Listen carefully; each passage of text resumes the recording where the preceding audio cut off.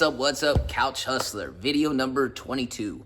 Man, it don't take long to get some sun. It's been warmer the last couple days. I'll tell you, I feel like my tan's already kicking in. I just shaved my head, so I got a mean old shine going on from sweat and whatnot.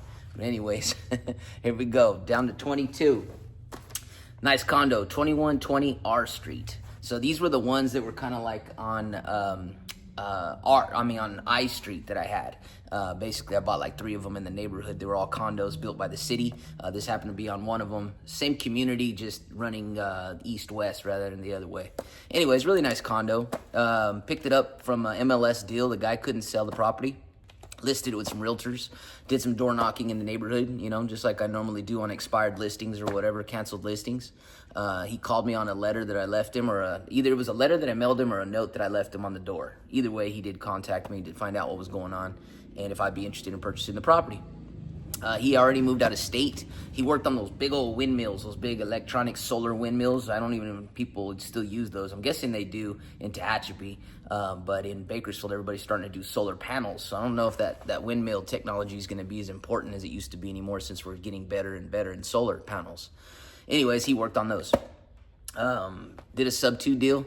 I think I cut him a check for about $2,000 just to kind of do the deal. There was one that I did something like that. I didn't have to make up any back payments or anything like that. It was just kind of like pay the escrows, and just give him like $2,000 that felt fair for his little bit of equity that he had for the property.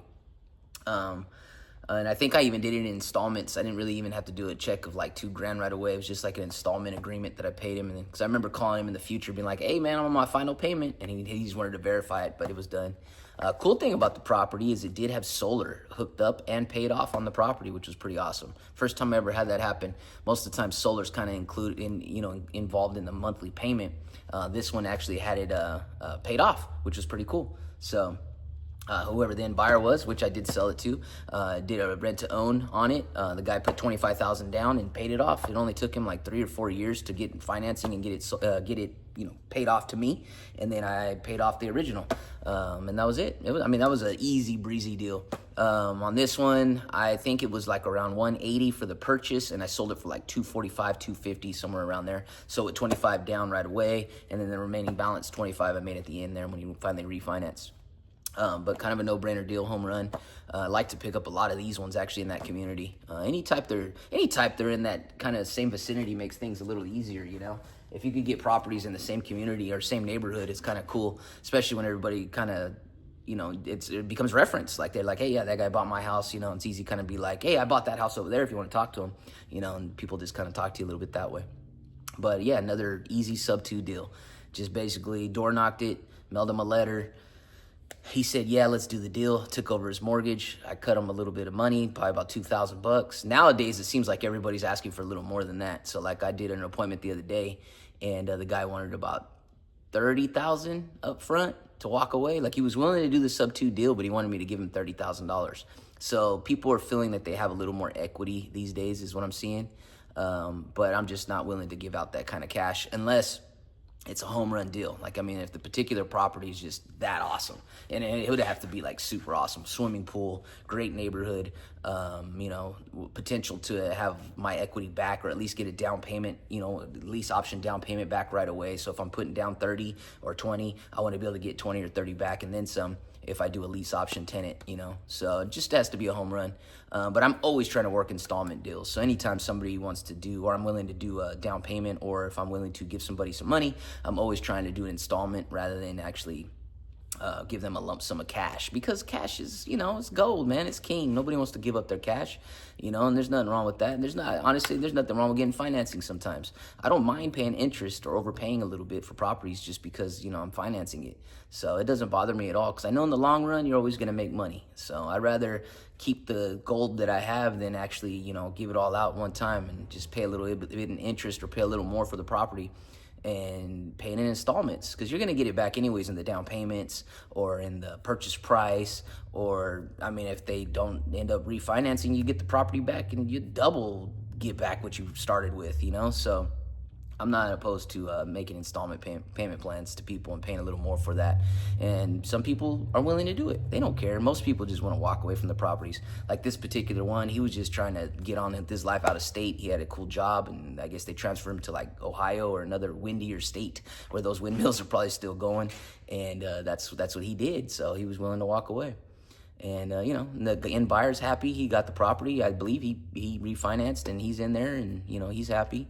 And everybody won on that one, and the realtor couldn't even sell it. I think that particular one, there was a moment of time there that these also had, like, they were income restrictions. So sometimes these properties, like if they're built by the city and if they are involved somehow, sometimes they'll set it up for they'll have income restrictions. So you can't make too much and you can't make too little.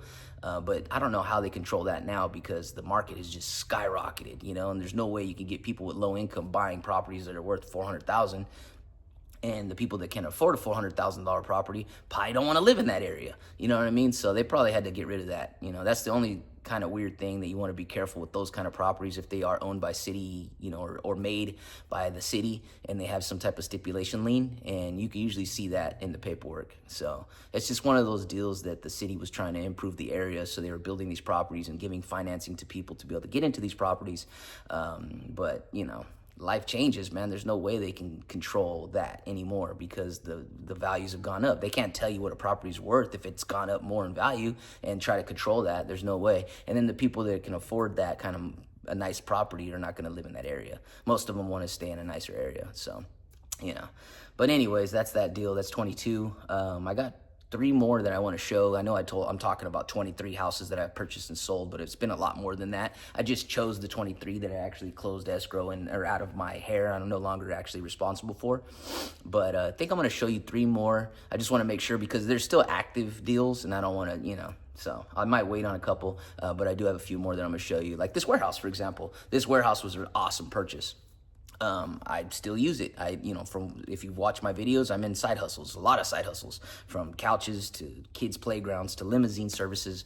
I do a lot of my in and out transactions through this warehouse, and I've even almost rented the back unit. There's a back unit behind my warehouse here. I've almost rented that out to somebody as well.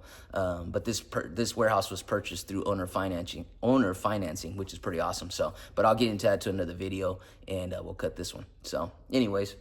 Couch Hustler, always hustling. If you have any questions, this is the first time I shot a video later in the day too. I usually do them early morning right after the gym or before the gym. So my mind doesn't feel like it's clicking as fast as it used to be. As it does in the AM. Anyways, any questions, shoot me a message. Couch Hustler, always hustling on all social media. Thank you for following and listening to some of my stories about real estate. Have a great day.